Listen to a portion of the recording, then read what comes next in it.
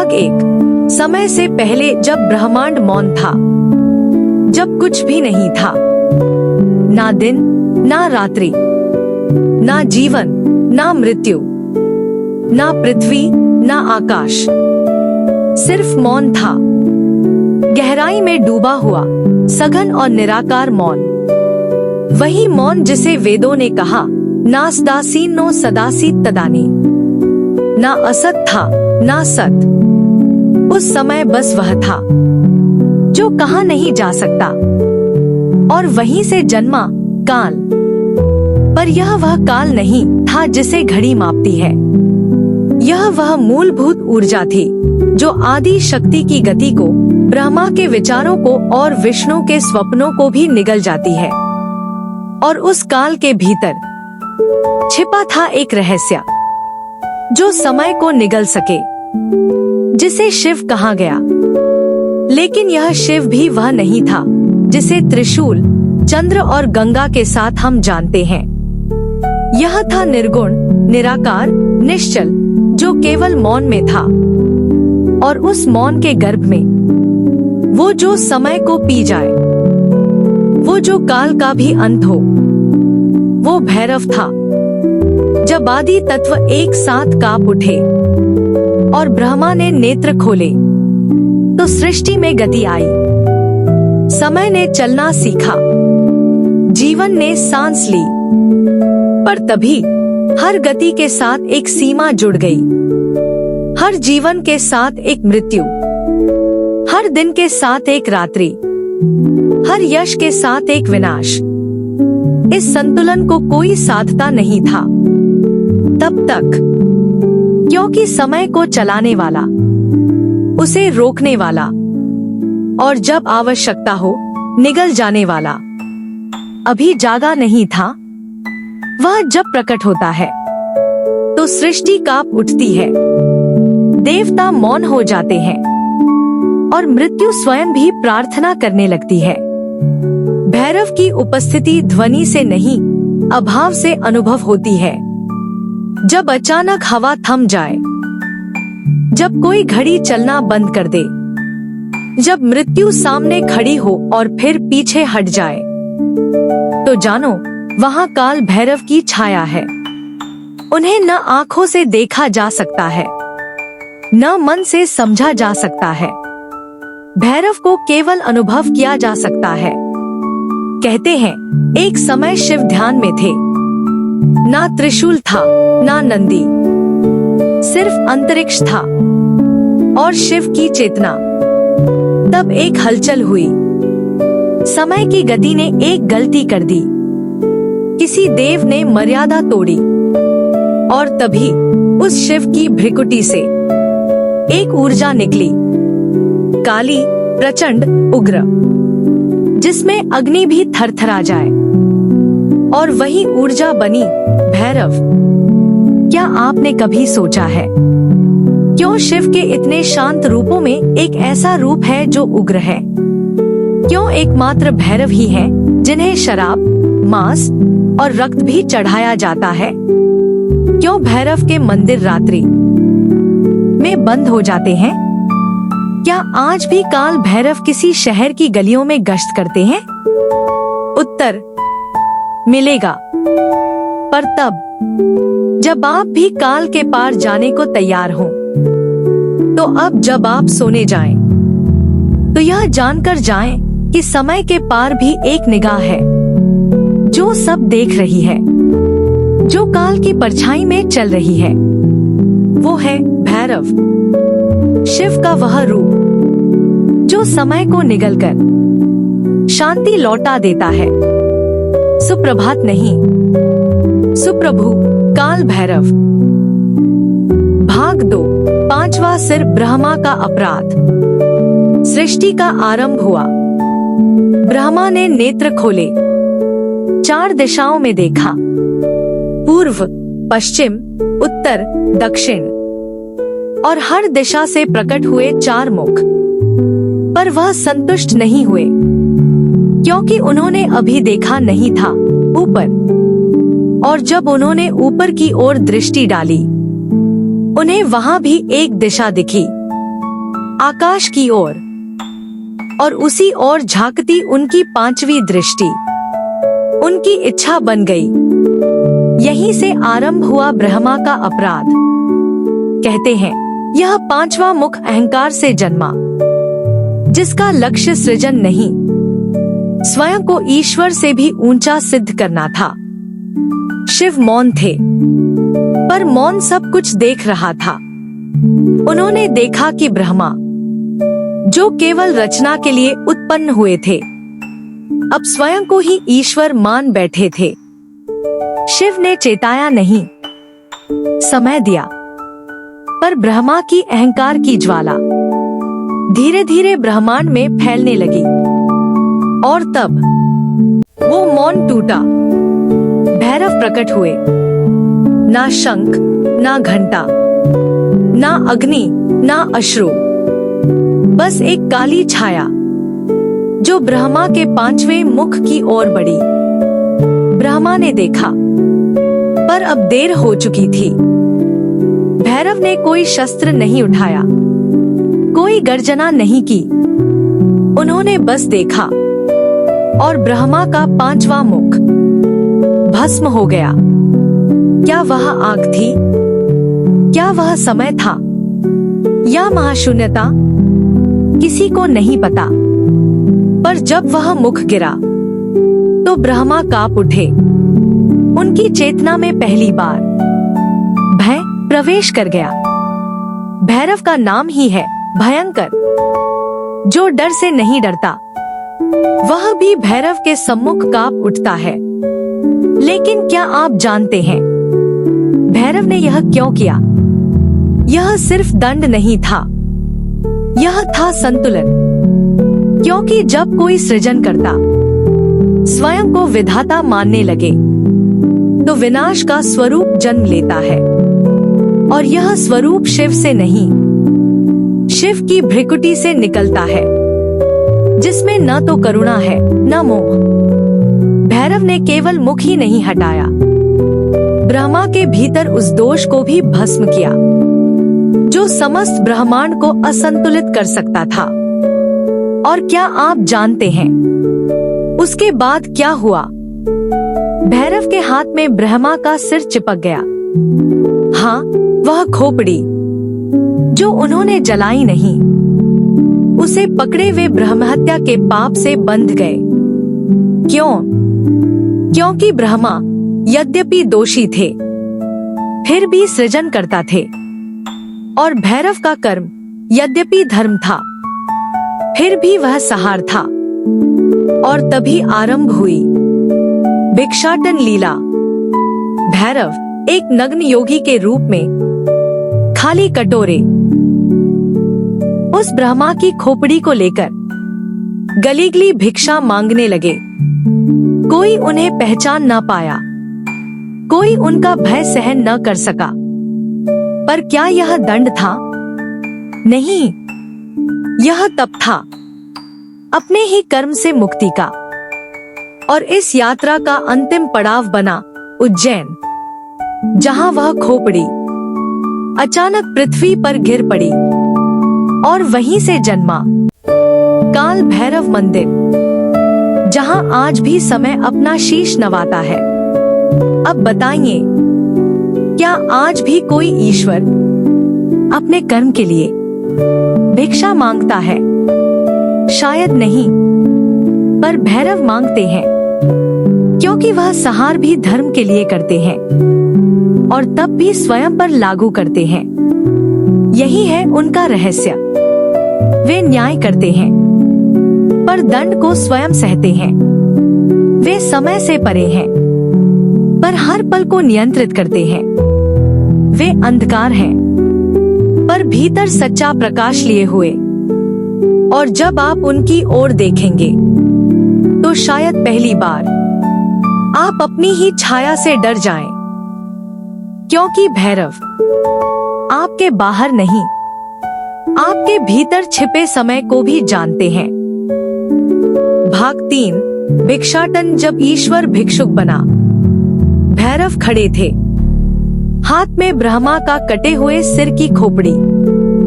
जिससे रक्त अब नहीं बहता था, पर एक अदृश्य पाप की छाया उसमें ठहर गई थी। शिव के इस स्वरूप को कोई पहचान न सका, क्योंकि वह अब रुद्र नहीं थे, वह अब तांडव नहीं कर रहे थे। वह तो बस एक निर्वस्त्र, मौन तपस्वी बनकर गली गली, गांव गांव, लोक लोक भिक्षा मांग रहे थे। इस लीला को कहा जाता है भिक्षाटन।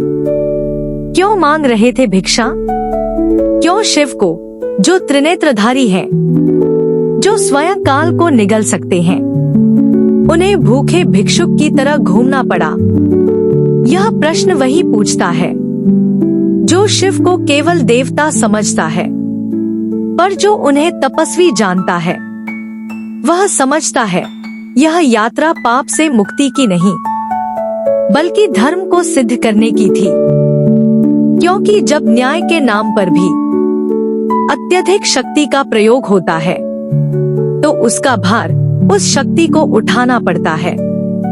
भैरव, जो शिव के भीतर से जन्मे, उन्हें यह तप करना ही था। वे ब्रह्महत्या के पाप से शुद्धि नहीं चाहते थे, वे चाहते थे प्रायश्चित का उदाहरण बनना। वह नग्न थे, क्योंकि अब वह सब कुछ त्याग चुके थे। कपड़े नहीं, बल्कि अहम। किसी राजसी चिन्ह की आवश्यकता नहीं, किसी मुकुट, किसी सर्प, किसी डमरू की नहीं। केवल एक खोपड़ी जो उनके हाथ से चिपकी थी। वह काशी गए, लोग भयभीत हुए। वह कांची गए, लोगों ने उन्हें भगाया। वह द्वारका पहुंचे, राजाओं ने अपने द्वार बंद कर लिए। क्यों? क्योंकि उनके शरीर से कोई तेज नहीं छलक रहा था, बल्कि काल की शांति टपक रही थी। और काल की शांति सबसे भयानक होती है। भिक्षाटन लीला केवल भूमि पर नहीं रही, वह देवलोक पहुंचे। इंद्र ने सिंहासन छोड़ा, वरुण ने जल सूखा लिया, वायु ने बहना बंद कर दिया, पर भैरव रुके नहीं। उन्होंने ना किसी से क्रोध किया, ना कोई शाप दिया, वे बस चलते रहे, शिव की लीला में मौन होकर, जैसे स्वयं को ही तलाश रहे हों। भिक्षा उन्हें मिली, पर वह खोपड़ी भरती नहीं थी। क्यों? क्योंकि वह सिर ब्रह्मा का था। उसकी शून्यता को कोई अन्न, कोई जल, कोई दान पूरा नहीं कर सकता था।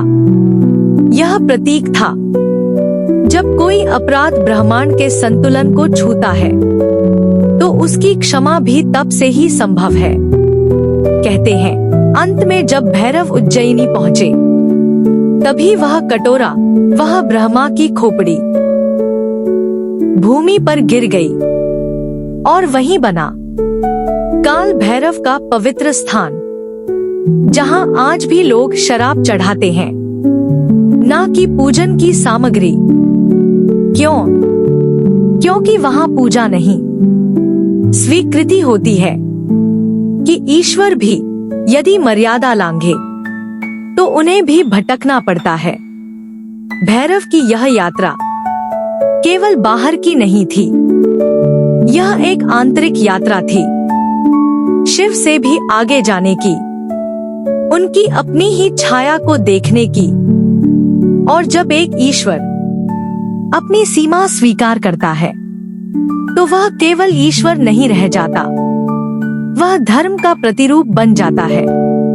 क्या आपने कभी सोचा है, आपके भीतर जो क्रोध है, जो निर्णय लेने की शक्ति है, क्या वह भैरव है?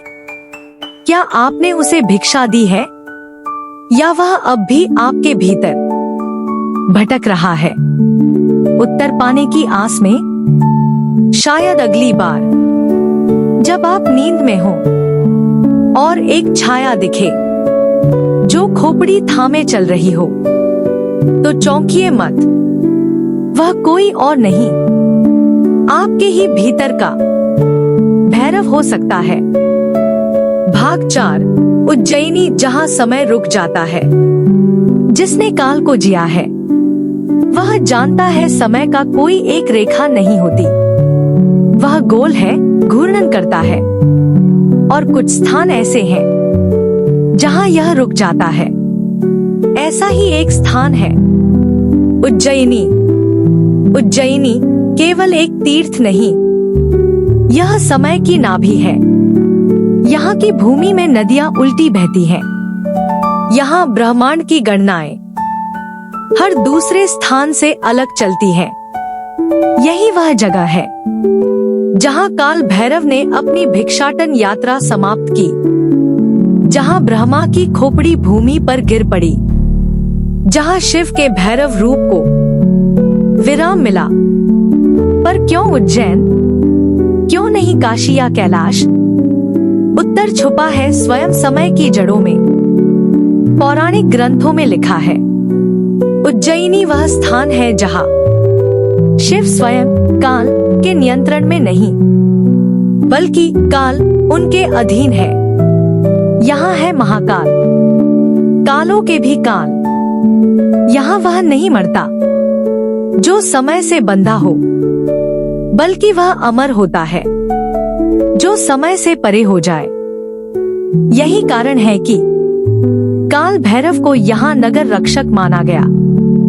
ना कोई राजा, ना कोई शासक। उज्जयिनी के द्वार पर यदि कोई पहरेदार है तो वह है भैरव। यहाँ की गलियां आज भी रात्रि को करवट लेती हैं। पुरानी दीवारें अब भी उन पच्चिनों को याद रखती हैं जहाँ भैरव भिक्षा मांगते चले थे। मंदिर की घंटियां सांझ को जो स्वर देती हैं, वे केवल आरती नहीं होती, वो उस अनंत मौन का स्मरण है जो शिव ने भैरव होकर चुना था। उज्जयिनी में समय एक संवेदन बन जाता है। यहाँ दिन और रात का चक्र सिर्फ सूरज और चांद से तय नहीं होता। यहाँ लोग मन के समय में जीते हैं। कभी देखा है महाकाल के मंदिर में पुजारियों के हाथ कांपते नहीं, क्योंकि वहाँ समय भी कांपता है। उस गर्भगृह में प्रवेश करते ही मानव का अहंकार पिघलने लगता है। ना राजा, ना दरिद्र, सभी बराबर, क्योंकि वहाँ जो बैठा है वह मृत्यु नहीं देता, वह मृत्यु के भी पार है। कहते हैं जब कोई साधक उज्जयिनी आता है और उसकी आत्मा में प्यास होती है तो भैरव स्वयं उसे दर्शन देते हैं। पर वह दर्शन नेत्रों से नहीं होते, वह आंतरिक कंपन से होते हैं। वह आपको सोने नहीं देते, या कभी कभी हमेशा के लिए सुला देते हैं। उज्जैन में शराब दान में दी जाती है। यहाँ मद्य अर्पण पाप नहीं है, बल्कि स्वीकृति है कि हम सब के भीतर कोई तत्व वह ऐसा है जो जंगली है, उग्र है, जिसे पवित्रता की झूठी चादर नहीं ढक सकती। भैरव उसे स्वीकार करते हैं। आप जैसे हैं वैसे ही। तो अगली बार जब आप महाकाल के मंदिर जाएं या काल भैरव की प्रतिमा देखें तो फोल्डेड हैंड्स से पहले अपने भीतर झांक ले। क्या वहाँ समय रुका है या अब भी भाग रहा है? क्योंकि उज्जयिनी की भूमि पर यदि समय रुक जाए तो आप केवल यात्री नहीं, साक्षी बन जाते हैं उस यात्रा के जो शिव से शुरू हुई थी और भैरव में पूरी। भाग 5 मद्य अर्पण, वो जो पवित्रता से परे है। कभी देखा है किसी देवता को जिसके चरणों में मद्य चढ़ाया जाता है? नहीं दूध, नहीं फूल, बल्कि मदिरा। क्यों? क्यों एक ऐसा देवता जो शिव का ही रूप है, उसे शराब प्रिय है? उत्तर उस संसार में नहीं मिलेगा जो केवल शुद्धता की परिभाषा को सफेदी में गिनता है। उत्तर मिलेगा उस अंधकार में जहां भैरव निवास करते हैं। काल भैरव, वो जो समय के पार है, और इसलिए उनके लिए कोई वस्तु अपवित्र नहीं जिसे समाज ने त्यागा, जिसे नियमों ने अपवित्र कहा, जिसे धर्म ग्रंथों ने निंदनीय माना। भैरव उसे स्वीकार करते हैं क्योंकि वह मूल है, वह कृत्रिम मर्यादाओं से परे है। शराब वो सिर्फ एक प्रतीक है। भैरव का मंदिर हमें ये सिखाता है कि आत्मा का मापदंड ना वस्त्रों से होता है, ना शब्दों से, बल्कि स्वीकार से होता है। जब कोई भक्त भैरव को मद्य अर्पित करता है तो वह सिर्फ द्रव्य नहीं चढ़ाता, वह अपने भीतर के सभी नियंत्रण, सभी भय, सभी सामाजिक जाल अर्पित कर देता है। वह कहता है, हे भैरव, मैं जैसा हूँ वैसा ही तेरा हूँ। मुझ में दोष है, क्रोध है, वासना है, पर मैं भागूंगा नहीं। मैं स्वीकार करता हूँ कि मैं संपूर्ण नहीं, और तेरे चरणों में यही अधूरापन अर्पण करता हूँ। यह परंपरा केवल प्रतीकात्मक नहीं है, यह आध्यात्मिक विद्रोह है। यह कहती है, जो कुछ भी है वह यदि पूर्ण समर्पण से अर्पित हो तो पवित्र है। और यही कारण है कि भैरव के मंदिर में शराब चढ़ती है, मांस चढ़ता है, रक्त की भी कहानियां हैं, क्योंकि वहां मूल्यांकन नहीं होता, वहां केवल स्वीकार होता है। आपने ध्यान दिया, भैरव के मंदिर अक्सर सुनसान जगहों पर होते हैं, जंगलों में, शमशानों के पास, सुनसान गलियों में। क्यों? क्योंकि वहां दिखावे का कोई स्थान नहीं होता। जो वहां आता है वह अपने असली चेहरे में आता है। ना समाज की पहचान, ना धर्म की राजनीति, ना आडंबर, केवल मौन। वो मौन जो हमें भीतर से कुरेदता है। भैरव को जो शराब चढ़ाई जाती है वो उनके मुख में नहीं जाती, वो धरती में उतरती है। एक विशेष पाइप से मद्य उनके होठों से होकर गर्भभूमि में समा जाता है। क्यों? क्योंकि वह शराब पेय नहीं है, वह एक भेंट है। जैसे आप अपने दोष किसी अग्नि में डालते हैं, उसी तरह वह द्रव्य काल में समा जाता है। कहते हैं, जो भैरव को पूर्ण समर्पण से अर्पण करता है उसकी आत्मा पर समय का कोई बंधन नहीं रहता, वह भय से मुक्त हो जाता है। क्योंकि भैरव के सामने केवल सच दिखता है। तो अगली बार जब आप किसी मंदिर में श्रद्धा से फूल लेकर जाएं, तो एक बार उस भैरव को याद करें जो फूल नहीं, अस्वीकृतियों को स्वीकार करते हैं। शायद तब आप समझ सकेंगे कि पवित्रता क्या है। शायद तब आप अपने ही भीतर के भैरव से मिल सकेंगे। भाग 6, 5वां सिर, ब्रह्मा का अपराध। ब्रह्मा, सृष्टि के रचयिता, 4 मुखों से वेदों की ध्वनि बहती है। उनकी दृष्टि में दिशाएं जन्म लेती हैं। पर क्या आपने कभी सुना है कि ब्रह्मा का एक 5वां सिर भी था? हाँ, 5वां, एक ऐसा सिर जो अभिमान से भरा था, जो स्वयं को सृष्टि का केंद्र समझ बैठा। जो यह भूल गया कि उत्पत्ति के साथ ही विनाश का संतुलन भी जन्म लेता है। वही सिर जिसे शिव ने अपने नाखून से अलग कर दिया। कहानी प्राचीन है, पर उसकी प्रतिध्वनि आज भी काल भैरव के मंदिरों में गूंजती है। ब्रह्मा जब सृष्टि की रचना में लीन थे, तो धीरे धीरे उनमें अभिमान पनपने लगा। उन्होंने अपनी ही सृष्टि को देख स्वयं को सर्वोच्च मान लिया। उन्होंने विष्णु को चुनौती दी और तब दोनों देव इस प्रश्न पर उलझ पड़े, श्रेष्ठ कौन?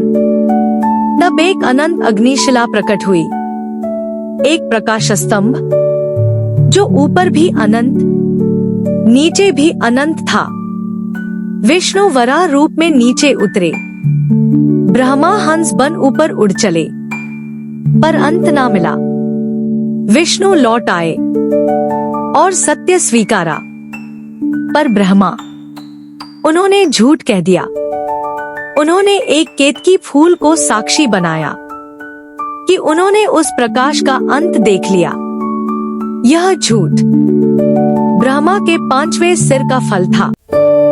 और तभी प्रकट हुए शिव, ना गुस्से में ना दया में, बल्कि सत्य के लिए। उन्होंने अपने अंगूठे के नाखून से ब्रह्मा का वह 5वां सिर काट दिया। वह सिर जिसने झूठ बोला, जिसे अभिमान ने अंधा कर दिया था।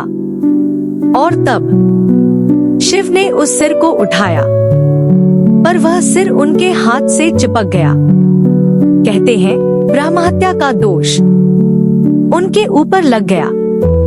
और तब शिव ने धारण किया भिक्षाटन रूप।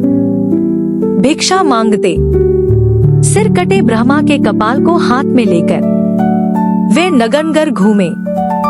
कई द्वार बंद हुए, कई देवता डर गए, पर तभी काशी ने उन्हें शरण दी और वहीं उनकी भिक्षा पूरी हुई। कहते हैं जहां वह कपाल गिरा, वहीं बना काल भैरव मंदिर। वहीं शिव ने भैरव रूप लिया, वहीं उन्होंने समय को नियंत्रित किया। यह कोई साधारण घटना नहीं थी, यह ब्रह्मांड को पुनः संतुलित करने का क्षण था। क्या आप जानते हैं, काशी ही एकमात्र ऐसा स्थान है जहां भैरव को नगरपाल कहा जाता है, जहां शिव भी बिना भैरव की अनुमति के प्रवेश नहीं करते। क्यों? क्योंकि भैरव ही हैं जो सत्य को संरक्षित करते हैं, जो अभिमान को काटते हैं, जो न्याय का वास्तविक स्वरूप है। तो अगली बार जब आप किसी मिथक को कहानी समझकर टाल दें, तो यह याद रखिएगा कि देवता भी जब झूठ बोले तो भैरव प्रकट होते हैं। वे सिर काटते हैं, लेकिन केवल उन विचारों का जो सत्य से विमुख हो जाते हैं। भैरव की तलवार शरीर नहीं, अहंकार का अंत करती है। और शायद हम सबके भीतर भी एक 5वां सिर है, जो स्वयं को सर्वोच्च समझ बैठता है। क्या आप तैयार हैं उसे समर्पित करने के लिए? भाग 7, काशी के रक्षक काल भैरव का नगर। काशी, जिसे कहते हैं मोक्ष की नगरी, जहां मृत्यु भी महोत्सव बन जाती है। लेकिन इस नगर की सीमा में प्रवेश करने से पहले एक रक्षक के सामने सिर झुकाना पड़ता है। वो है काल भैरव, शिव के उस रूप को जो न केवल रौद्र है, बल्कि न्याय का अंतिम निर्णय भी देता है। प्राचीन कथा कहती है, जब शिव ने काशी को बसाया, तो उन्होंने इसे मृत्यु से मुक्त कर दिया। यहाँ जीवन और मरण दोनों का अर्थ बदल जाता है, लेकिन मुक्ति का यह द्वार कभी भी अराजकता में न बदले। इसके लिए शिव ने एक प्रहरी को नियुक्त किया। वो प्रहरी था, काल भैरव। काल भैरव कोई साधारण देव नहीं, वो न्याय के दाता हैं, जो काशी के कोतवाल के रूप में जाने जाते हैं। यहाँ तक कि मृत्यु के बाद आत्मा सीधे मोक्ष प्राप्त नहीं करती, पहले भैरव की परिक्रमा करनी होती है, जहाँ उसके कर्म, उसकी प्रवृत्तियां और उसके विचार उसके समक्ष प्रस्तुत होते हैं। काशी में स्थित काल भैरव का मंदिर अनुभव का एक जीवंत केंद्र है। वहाँ घंटियां कम, मौन अधिक बोलता है। यहाँ भैरव को अर्पित की जाती है सरसों का तेल, काले तिल और मद्य। यह भोग नहीं, बल्कि स्वीकार है कि हम सब में तामस है, रजस है और कहीं ना कहीं अज्ञान भी। भैरव उस अंधेरे को भी स्वीकारते हैं जिससे हम मुंह मोड़ते हैं। इसलिए काशी में उन्हें दिशा संवेदक माना जाता है, जो आत्मा को सही मार्ग दिखाते हैं। कहते हैं, अगर कोई काशी जाकर काल भैरव के दर्शन नहीं करता तो उसकी यात्रा अधूरी मानी जाती है। यहाँ केवल मंदिर नहीं, एक ऊर्जा स्थल है, जहाँ खड़े होकर व्यक्ति अपने भीतर झांकता है। क्या आपने कभी सोचा है, हमारे भीतर भी एक काशी है, जहाँ स्मृतियाँ, संघर्ष और इच्छाएं आपस में टकराती हैं? उसके भी द्वार पर कोई खड़ा है, जो स्वीकार और त्याग का संतुलन करता है। वो है हमारे भीतर का भैरव। और जब आप काशी की गलियों से गुजरें, जब आप गंगा की लहरों को सुने, तो जरा रुकिएगा। एक अदृश्य दृष्टि आपको देख रही होगी। वो काल भैरव है, जो समय को निगल सकते हैं, लेकिन भक्त का अपराध क्षमा भी कर सकते हैं। भाग 8, काशी की रात्रि जब भैरव गश्त करते हैं। लगभग 2100 वर्ण, मात्रा और स्पेस सहित रात्रि की चुप्पी, काशी की गलियां, गंगा की लहरों पर बिखरी चांदनी और एक रहस्यमयी आभा जो अदृश्य होते हुए भी हर दिशा में व्याप्त है। कहते हैं, जब काशी सोती है तब काल भैरव जागते हैं। रात के तीसरे पहर, जब हर शोर थम चुका होता है, भैरव अपनी गश्त पर निकलते हैं। न कोई शंख, न कोई आरती, केवल मौन, केवल कंपन। ऐसा लगता है मानो हर दीवार, हर घाट, हर बंद दरवाजा कुछ कहना चाहता हो। काशी के कुछ साधु कहते हैं, रात्रि की हवा में एक अलग गंध होती है। ये वही समय है जब भैरव अपने प्रिय नगर की रक्षा करते हैं। उनकी उपस्थिति ध्वनि में नहीं होती, बल्कि अनुभव में होती है। कभी एक हल्की परछाई, कभी एक कंधे पर अज्ञात स्पर्श, कभी एक झपकती हुई दिया की लौ। ऐसे क्षणों में मनुष्य अपने भीतर के डर से सामना करता है, क्योंकि भैरव केवल बाहरी अंधकार नहीं देखते, वो आपके भीतर छिपे अंधकार को पहचानते हैं। रात्रि में की गई साधना कहा जाता है, सीधे काल भैरव तक पहुंचती है। काशी में कई योगी अपनी ध्यान साधना को रात्रि में ही आरंभ करते हैं। उस समय भैरव केवल रक्षक नहीं होते, वो गुरु होते हैं, वो दिशा होते हैं। उनका मौन आपके भीतर के शोर को शांत करता है। काशी की एक पुरानी मान्यता है, अगर किसी को रात्रि में डर लगे या रास्ता भूल जाए, तो वह बस इतना कहे, जय काल भैरव, और रास्ता साफ हो जाता है। यह केवल आस्था नहीं, बल्कि अनुभूत सच्चाई है जो पीढ़ियों से चली आ रही है। जब घाटों पर सब कुछ शांत हो, जब भजन बंद हो जाए और चाय की दुकानें भी सो जाए, तब काल भैरव अपने मार्ग पर निकलते हैं। न्याय की मशाल हाथ में लिए वे काशी की आत्मा को निहारते हैं। तो अगली बार जब आप काशी की यात्रा पर जाएं, एक रात घाट पर बैठिए, कुछ मत बोलिए, बस महसूस कीजिए। शायद आप भी सुन ले उन अदृश्य चरणों की आहट जो कहते हैं, मैं हूँ तुम्हारे भय से परे, तुम्हारे सत्य के निकट। मैं काल हूँ, लेकिन तुम्हारा संरक्षक भी। भाग 9। मृत्युलोक के प्रहरी भैरव और श्मशान की साधना। लगभग 2100 वर्ण, मात्रा और स्पेस सहित रात्रि की एक और गहराई, जहां चंद्रमा भी सहम जाता है, जहां वायु ठहर सी जाती है और जहां शब्द निष्फल हो जाते हैं, वहीं श्मशान की सीमाओं पर काल भैरव की उपस्थिति और भी तीव्र हो जाती है। श्मशान मनुष्य की अंतिम यात्रा का पड़ाव, जहां देह मिटती है पर चेतना अपना रहस्य खोलती है। इसी भूमि पर भैरव अचल खड़े रहते हैं, ना डरते हैं, ना दहलते हैं, बल्कि मृत्यु को साधते हैं।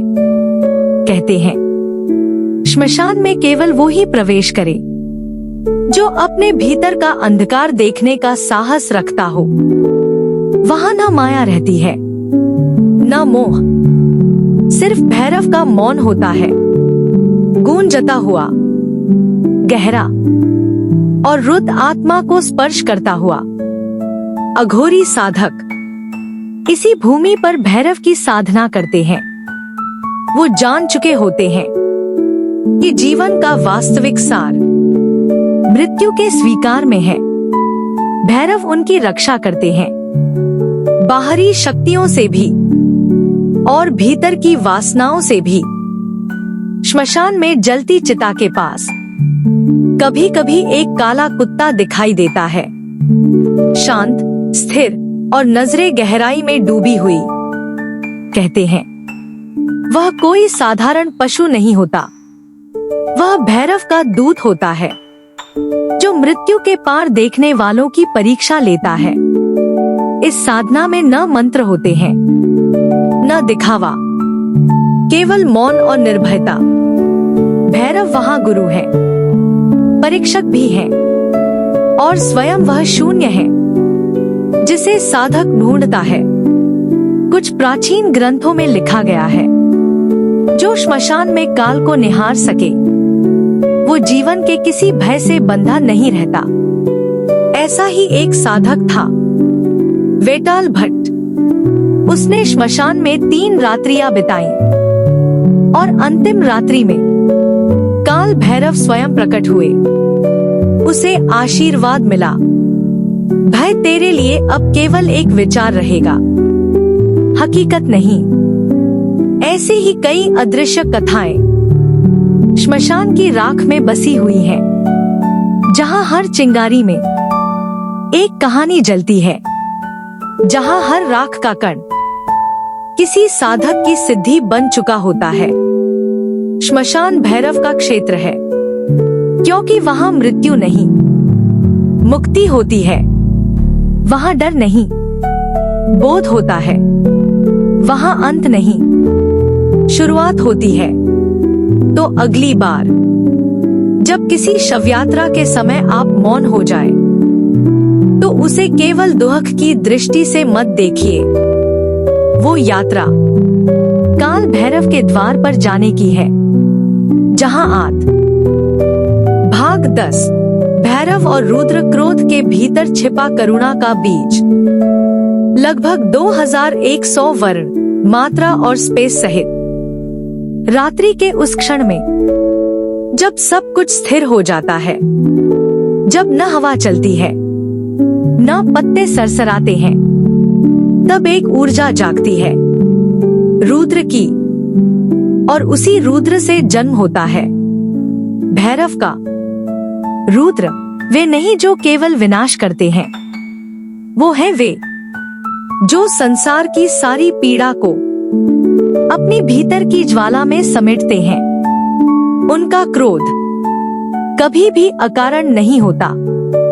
वो एक ऐसी करुणा का मुखौटा है जो अन्याय देखकर चुप नहीं रह सकता। भैरव इसी रुद्र का उग्रतम रूप है। जब ब्रह्मा का अहंकार बढ़ा, जब सृष्टिकर्ता ने ही सीमाएं तोड़ी, तब रुद्र ने अपने भीतर से एक और स्वरूप को जन्म दिया जो न्याय करे, जो समय को भी थाम सके। यही थे काल भैरव। कहते हैं जब ब्रह्मा ने 5वां सिर न झुकाया, तब भैरव की आंखें जल उठीं। न्याय की आग से, संयम की लपटों से, और एक ही वार में वो सिर पृथ्वी पर गिर पड़ा। पर ये हिंसा नहीं थी, ये धर्म की रक्षा थी। इस घटना के बाद भैरव को ब्रह्म हत्या का पाप लगा और वे भिक्षाटन पर निकल पड़े। ये कथा सिर्फ पौराणिक नहीं, ये एक गूढ़ संकेत है कि जब न्याय भी सीमा लांघे तो पश्चाताप और तपस्या जरूरी है। भैरव का क्रोध हमेशा विध्वंस नहीं लाता, वो एक चेतना है। वो बताता है जब भीतर सहनशीलता टूटे, जब सत्य को दबाया जाए, तो रुद्र जागता है और भैरव उस चेतना को दिशा देता है। कई साधक इस तथ्य को समझ नहीं पाते और भैरव की पूजा केवल शक्ति के लिए करते हैं, पर सच्चे साधक जानते हैं भैरव की शक्ति में करुणा छुपी होती है।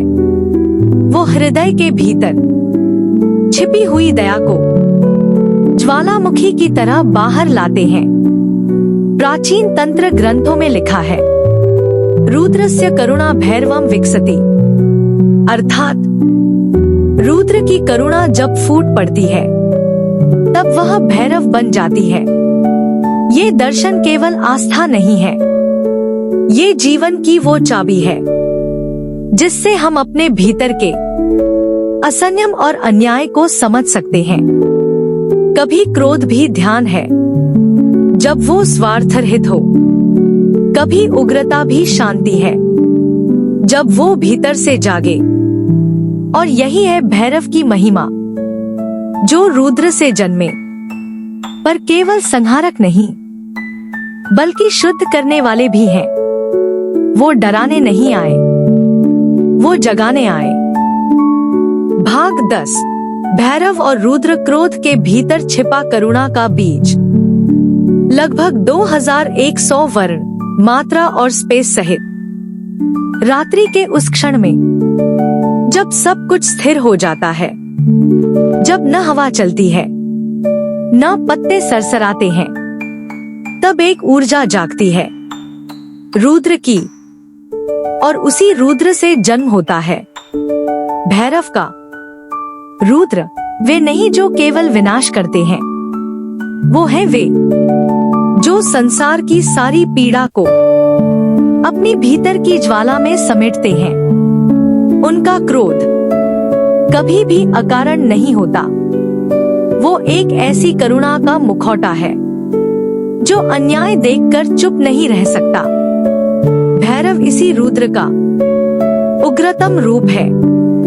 जब ब्रह्मा का अहंकार बढ़ा, जब सृष्टिकर्ता ने ही सीमाएं तोड़ी, तब रुद्र ने अपने भीतर से एक और स्वरूप को जन्म दिया जो न्याय करे, जो समय को भी थाम सके। यही थे काल भैरव।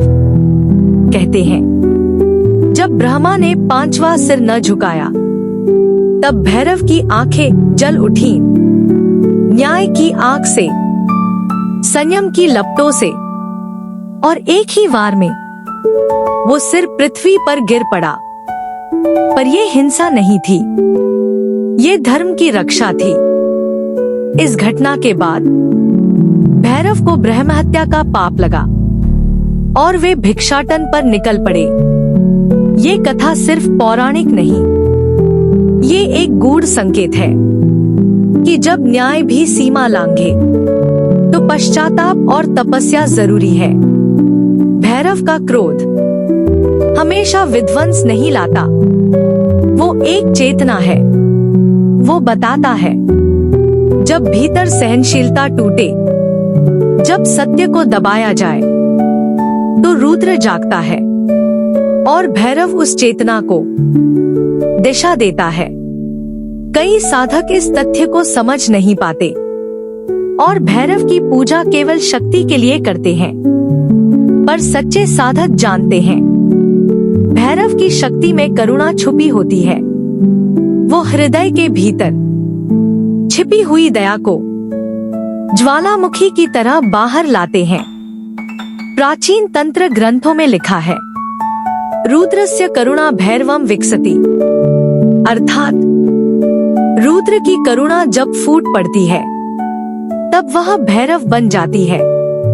ये दर्शन केवल आस्था नहीं है, ये जीवन की वो चाबी है जिससे हम अपने भीतर के असंयम और अन्याय को समझ सकते हैं। कभी क्रोध भी ध्यान है जब वो स्वार्थरहित हो, कभी उग्रता भी शांति है जब वो भीतर से जागे।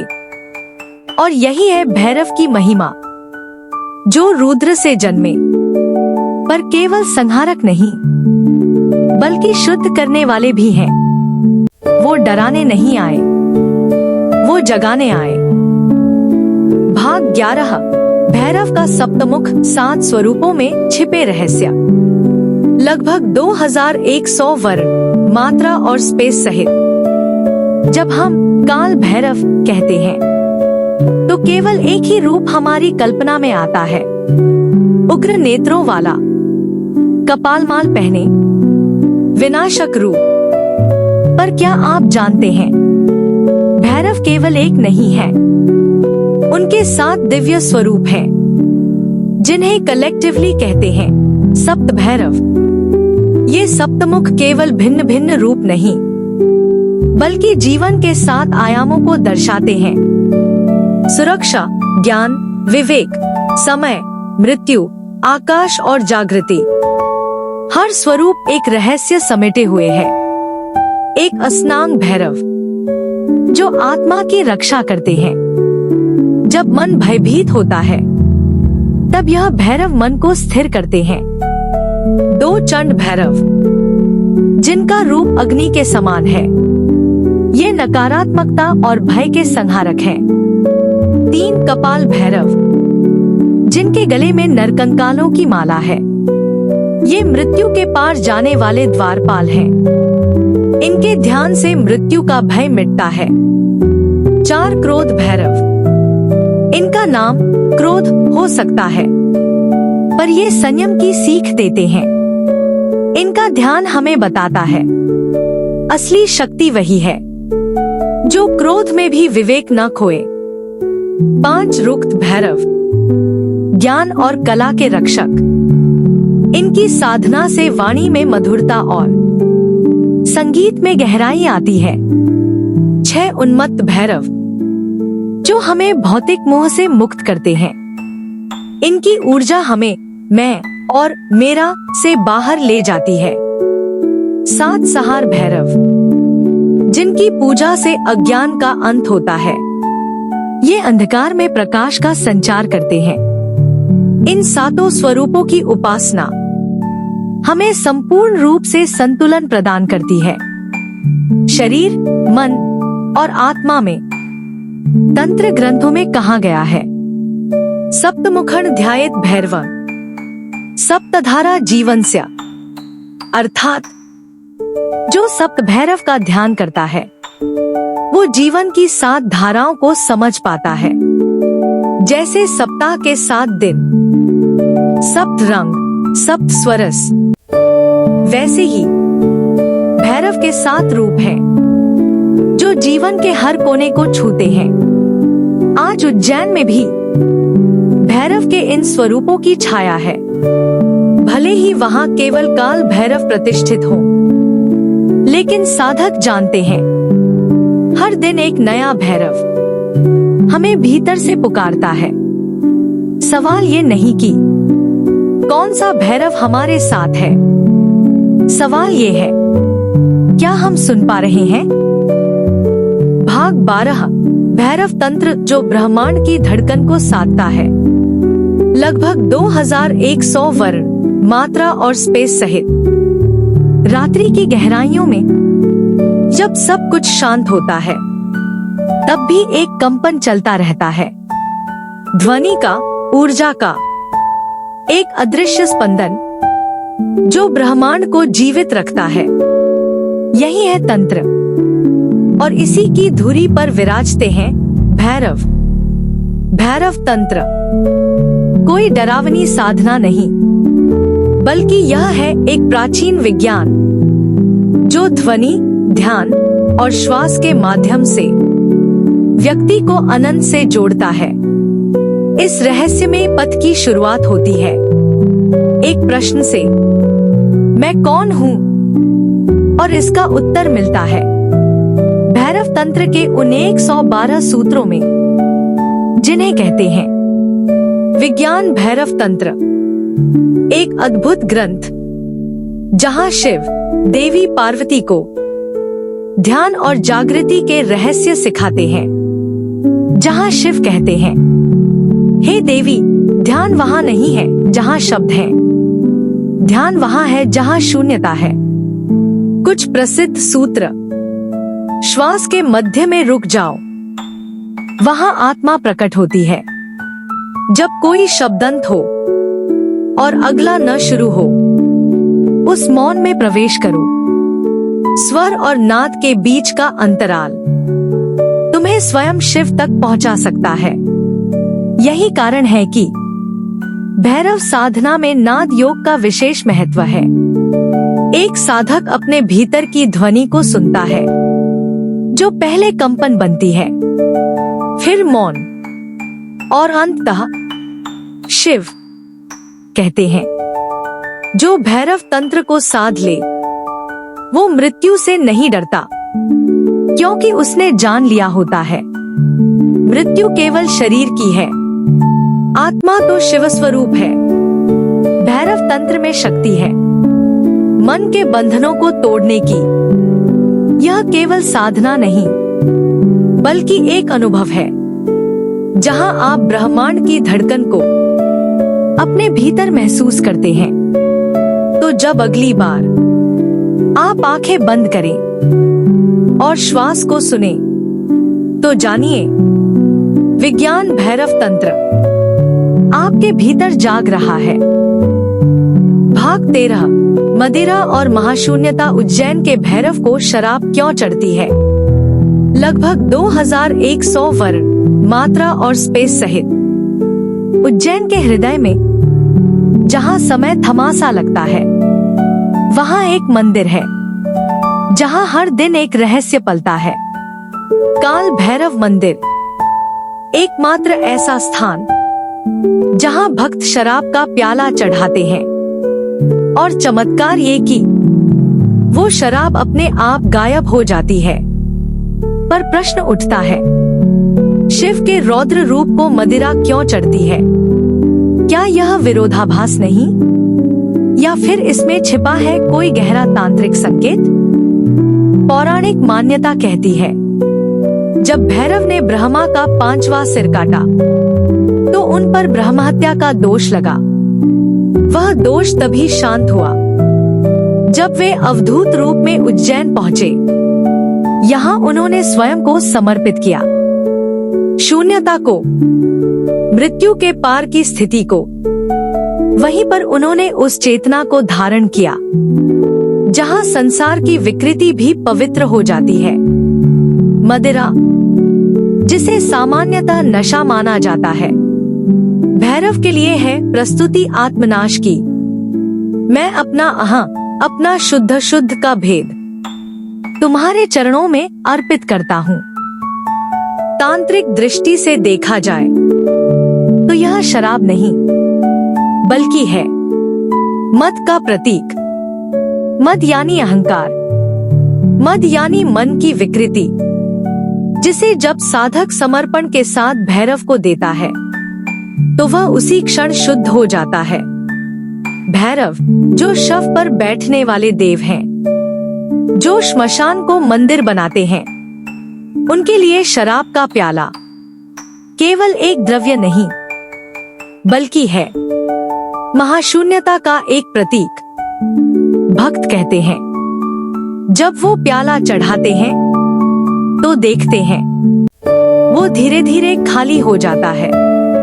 कोई छेद नहीं, कोई छल नहीं, केवल भक्ति और एक रहस्यपूर्ण स्वीकृति।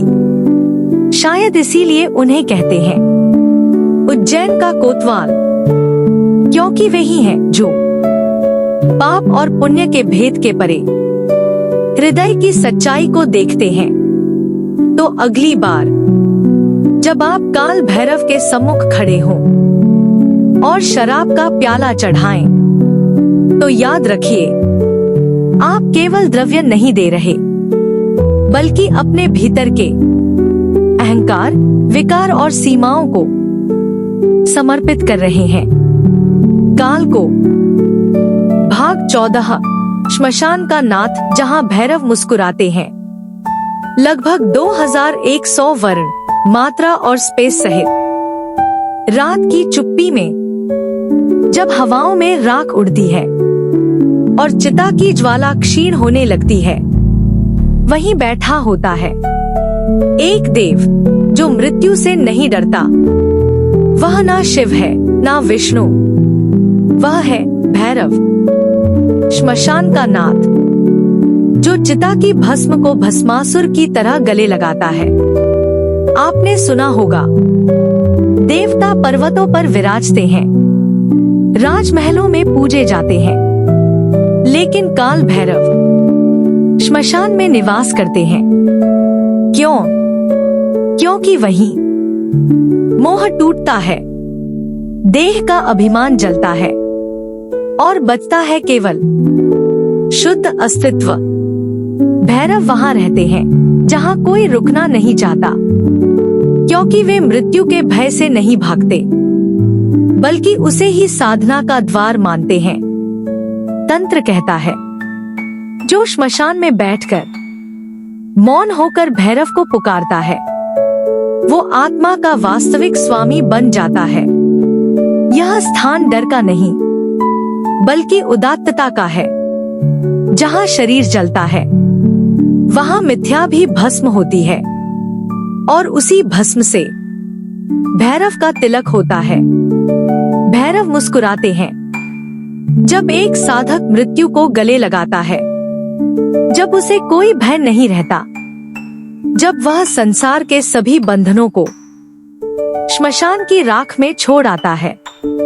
इसलिए वे श्मशानवासी हैं, क्योंकि उन्होंने वहां से डर को हटाया और वहां रखा ज्ञान, विरक्ति और मुक्ति का दीपक। जब अगली बार आप श्मशान से गुजरे तो डरिए मत, क्योंकि वहां कहीं भैरव अपने डमरू की ध्वनि में कह रहे होते हैं जो भी तू है वो सब यही मिटेगा और तभी तू वास्तव में होगा। भाग 15, काल के 7 द्वार, तांत्रिकों की रहस्यमयी साधना।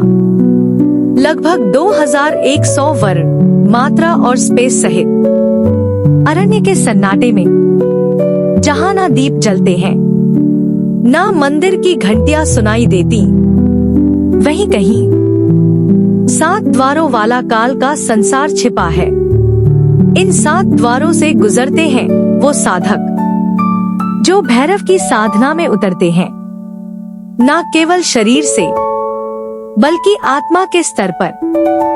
पहला द्वार मोह का अंत, जहां साधक अपने नाम, रिश्ते और परिचय को त्याग देता है। दूसरा द्वार भय का सामना, जहां वह अकेले अंधेरे में बैठता है। भूत, प्रेत और परछाइयां उसकी परीक्षा लेती हैं। तीसरा द्वार, भस्म और रुद्राक्ष का संकल्प। यहाँ वो शरीर पर भस्म लगाकर अपने भीतर के अहंकार को जला देता है।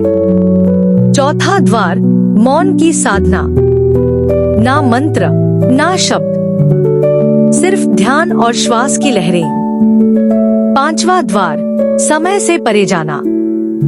साधक दिन रात तिथिवार भूल जाता है, भैरव की छाया में केवल काल रह जाता है। छठा द्वार, मृत्यु का अनुभव। यहाँ वो अपने जीवन को शव की तरह देखता है, जैसे कुछ भी उसका नहीं। सातवां द्वार, मिलन। भैरव स्वयं प्रकट होते हैं, ना रूप में ना ध्वनि में, बल्कि उस अनुभूति में जहाँ साधक को समझ आता है कि मैं कभी जन्मा ही नहीं था और कभी मरूंगा भी नहीं। ये 7 द्वार कोई भौतिक दरवाजे नहीं है, ये आत्मा के तल पर खुलते हैं, जहाँ साधना की अग्नि में हर भय हर वासना जलकर केवल शिवत्व बचता है। इसीलिए भैरव की साधना को तांत्रिक मार्ग कहते हैं, क्योंकि ये सीधा है लेकिन कठिन, और इसका अंतिम फल मुक्ति, जो किसी स्वर्ग से नहीं बल्कि स्वयं से आती है।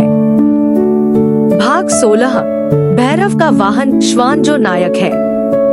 जब हम मंदिरों में काल भैरव की मूर्ति को देखते हैं तो उनके चरणों में एक काला श्वान दिखाई देता है। अक्सर लोग इसे एक प्रतीक मानकर सरलता से अनदेखा कर देते हैं, लेकिन क्या आप जानते हैं, यह श्वान भैरव का केवल वाहन नहीं बल्कि एक रहस्य का रक्षक है। प्राचीन शैव तंत्र में श्वान को माना गया है प्रेतलोक और मृत्यु के द्वार का प्रहरी। जिस स्थान पर श्वान रात्रि में भौंकते हैं, वहाँ ऊर्जा का असामान्य प्रवाह होता है, जैसे कोई अदृश्य उपस्थिति। काल भैरव जो समय के पार है, उनका वाहन वही प्राणी है जो अदृश्य को देख सके, जो मृत्यु के उस पार की गंध पहचान सके। एक कथा के अनुसार जब काल भैरव ने ब्रह्मा का 5वां सिर काटा तो ब्रह्महत्या पाप उनके पीछे चलने लगी। उन्हें अनाथ बना दिया गया, स्मशानों में भटकने को विवश। उसी समय एक काले श्वान ने उन्हें आश्रय दिया, उनका रक्षक बना, और तब से भैरव ने उसे अपना साथी और वाहन बना लिया। इसलिए आज भी जो लोग काल भैरव की पूजा करते हैं, वो काले कुत्तों को रोटियां, दूध और मिष्ठान अर्पित करते हैं। यह केवल दया नहीं बल्कि एक आध्यात्मिक संवाद है। कहा जाता है, अगर किसी साधक को श्वान अनायास घूरने लगे या रास्ता रोक ले तो यह संकेत हो सकता है कि भैरव उसे देख रहे हैं। भैरव के श्वान का रंग काला क्यों होता है? क्योंकि काला रंग हर रंग को समा लेता है। जैसे भैरव हर योनि, हर कर्म, हर समय को अपने भीतर समेट लेते हैं, वो श्वान न सिर्फ एक पहरेदार है बल्कि हमारे डर, हमारे दोषों और हमारे भीतर के अंधकार का भी दर्पण है। तो अगली बार जब किसी काले श्वान की आंखों में झांके तो हो सकता है आप उसमें काल भैरव की दृष्टि पा जाए। भाग 17, भैरव अष्टमी। जब रात्रि जाग उठती है, रात्रि के अंधकार में एक ऐसी तिथि आती है जब समय ठहरता नहीं बल्कि थम जाता है। उस दिन चांद अष्टमी की काली छाया में डूबा होता है और भैरव जागते हैं। भैरव अष्टमी एक पर्व जो सिर्फ पूजा नहीं बल्कि चेतना के एक रहस्यपूर्ण द्वार को खोलने का अवसर है। कहा जाता है, इस दिन शिव ने अपने उग्रतम रूप काल भैरव को प्रकट किया था। जब ब्रह्मा ने अहंकारवश उनकी अवमानना की, उसी क्षण काल भैरव प्रकट हुए। एक हाथ में त्रिशूल, दूसरे में ब्रह्मा का 5वां सिर। यह दिन न्याय और काल की गति का प्रतीक है। भैरव अष्टमी की रात्रि में जब मंदिरों के दीप मंद हो जाते हैं और घंटियां शांत पड़ती हैं, तब साधक अपने मन के भीतर काल भैरव को आमंत्रित करते हैं। इस रात का विशेष महत्व इसलिए है क्योंकि यह 8वां चंद्र दिवस कृष्ण पक्ष है, जहां चंद्रमा की शक्ति क्षीण होती है और अंधकार अधिक प्रभावी। यह वही समय होता है जब शक्ति और भक्ति का मिलन एक नई चेतना को जन्म देता है। भैरव अष्टमी की पूजा में कई नियम होते हैं, परंतु मुख्य भावना होती है स्वयं के भीतर के दोषों का सहार। भैरव को अर्पित किए जाते हैं काले तिल, सरसों का तेल और सबसे अनोखा मद्य, शराब। यह इसलिए नहीं कि भैरव मदिरा प्रिय है, बल्कि क्योंकि वे तामसिक पदार्थों को भी पवित्र बना सकते हैं। भैरव उस ऊर्जा का प्रतिनिधित्व करते हैं जो पाप को भी तपस्या में बदल दे। इस दिन रात भर जागरण और मंत्रों का जाप किया जाता है। काल भैरवाय नमः कहा जाता है। जो इस रात्रि एक बार भी मन से काल भैरव का नाम ले, उसे भय, मृत्यु और भ्रम से मुक्ति मिलती है। भैरव अष्टमी की एक और रहस्यभरी बात यह है, इसी दिन उज्जैन के काल भैरव मंदिर में जीवित मद्य प्रयोग किया जाता है, जहां भैरव की प्रतिमा स्वयं मद्य को अदृश्य रूप में ग्रहण करती है। वैज्ञानिक कारण नहीं मिलते, पर श्रद्धा अडिग रहती है। तो अगली बार जब भैरव अष्टमी आए, तो दीप जलाएं अपने भीतर और आमंत्रित करें उस रूप को जो अंधकार में भी दिशा देता है। क्योंकि जहां रात्रि की सीमा समाप्त होती है, वहीं से भैरव की लीला आरंभ होती है। भाग 18 भैरव और योग ध्यान की एक अग्नि। हिमालय की एकांत गुफाओं में, जहां न पंछियों की आवाज होती है, न नदी की कलकल, बस गूंजता है भीतर का शून्य, वहीं जन्म लेता है भैरव योग। भैरव कोई देव नहीं, एक अवस्था है, एक ऐसा ध्यान जहां न लक्ष्य है न साधन, जहां केवल एक बात होती है, मौन में विलीन हो जाना। शैव आगमों के अनुसार भैरव ध्यान का अर्थ है वर्तमान क्षण में विलीन हो जाना, बिना किसी विचार, स्मृति या कल्पना के। यह वही मार्ग है जिस पर त्रिक दर्शन और कश्मीर शैव दर्शन आधारित है। सबसे प्रसिद्ध ग्रंथ है विज्ञान भैरव तंत्र, जिसमें 112 ध्यान विधियां वर्णित हैं, जिन्हें स्वयं शिव ने पार्वती को बताया। इनमें न कोई मूर्ति पूजन है, न जप, न कोई विधि, बस चेतना का गहन अवलोकन। जैसे कि एक विधि कहती है, जब श्वास भीतर जाए और बाहर आए, उस मध्य के क्षण को देखो, वहीं भैरव प्रकट होते हैं। भैरव योग साधना में शक्ति तनाव या प्रयास से नहीं आती, बल्कि पूर्ण समर्पण से आती है। यह वही अवस्था है जहां रात्रि भी ध्यान बन जाती है और भय भी भक्ति। कहा जाता है कि अघोरी साधक, नाथ योगी और तांत्रिक परंपराएं भैरव योग को ही आंतरिक अग्नि मानते हैं। ये साधक श्मशान में बैठते हैं, ना मृत्यु से डरते हैं, ना जीवन से बंधते हैं, क्योंकि भैरव योग सिखाता है जो सामने है वही पूर्ण है। काल भैरव का ध्यान किसी मंदिर में नहीं होता, वो होता है अपने भीतर के श्मशान में, जहां इच्छाओं की चिता जली हो और अहंकार की राख उड़ चुकी हो। भैरव वहां बसते हैं जहां साधक मौन में स्वयं को भस्म कर देता है। तो जब भी कोई कहे मैं ध्यान नहीं कर पाता, तो उसे स्मरण कराओ भैरव की उन विधियों का जो श्वास, स्पर्श, दृष्टि, ध्वनि, हर रोज की अनुभूतियों में प्रभु की उपस्थिति दिखाती हैं। भैरव योग कोई संप्रदाय नहीं, यह चेतना की एक क्रांति है जो रात के सन्नाटे में धीरे से कहती है, डर मत, तू वही है जिसे तू खोज रहा है। भाग 19। भैरव की वाणी मंत्र जो समय को रोक दे। रात्रि की अंतिम बेला थी। काली अंधकार में बसा एक श्मशान, जहां हवा तक सहमी हुई थी। वहां बैठा था एक अघोरी। उसके होंठ हिल रहे थे, पर ध्वनि नहीं, केवल कंपन, जिससे श्मशान की राख भी थरथरा उठी। यह कंपन था भैरव मंत्र का। भैरव केवल पूजा से नहीं, ध्वनि से जागृत होते हैं।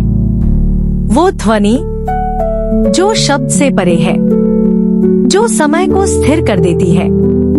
ऋषि वाग्भट, महर्षि मत्स्येंद्रनाथ और गुरु गोरखनाथ, इन महान योगियों ने भैरव की वाणी को मंत्रों के रूप में स्वर दिया।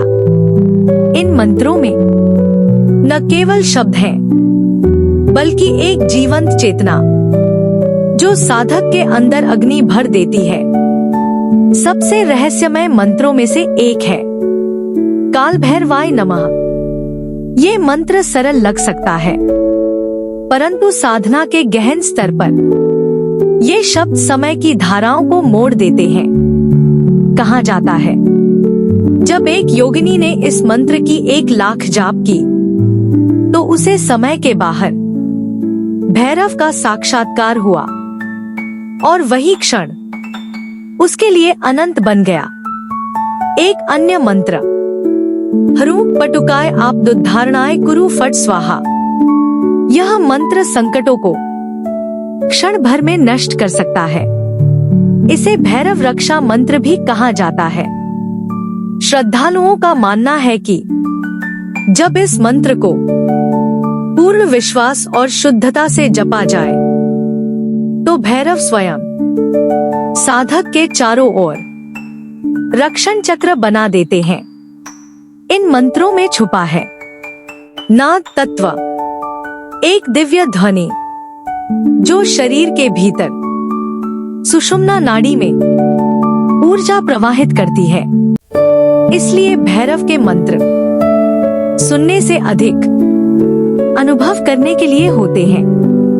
हर उच्चारण, हर फट ध्वनि जैसे ब्रह्मांड को झकझोर देती है। मंत्रों की शक्ति केवल ध्वनि में नहीं, बल्कि नियत समय, शुद्ध स्थान और अंतर्मन की स्थिति में भी है। रात्रि के तीसरे प्रहर में श्मशान या शिवालय के पास जब साधक पूर्ण मौन में मंत्रोच्चार करता है, तो वो कंपन सामान्य ध्वनि नहीं रह जाती, वो बन जाती है एक द्वार। काल के पार भैरव के कुछ मंत्र इतने गुप्त हैं कि वे केवल गुरु द्वारा कर्ण में फूके जाते हैं। उन्हें न लिखा जाता है, न पढ़ा, केवल अनुभव किया जाता है। मंत्र जो आम लोग सिर्फ दोहराते हैं, एक सच्चा साधक उन्हें जीता है। वो हर में भैरव को बुलाता है, हर फट में अपने भीतर के भय को तोड़ता है।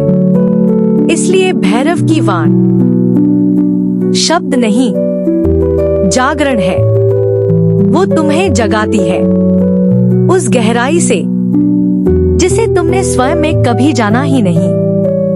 तो अगली बार जब तुम काल भैरवाय नमः बोलो, तो शब्द को मत बोलो, उसे अनुभव करो, क्योंकि वही ध्वनि है जो समय को भी मौन कर देती है।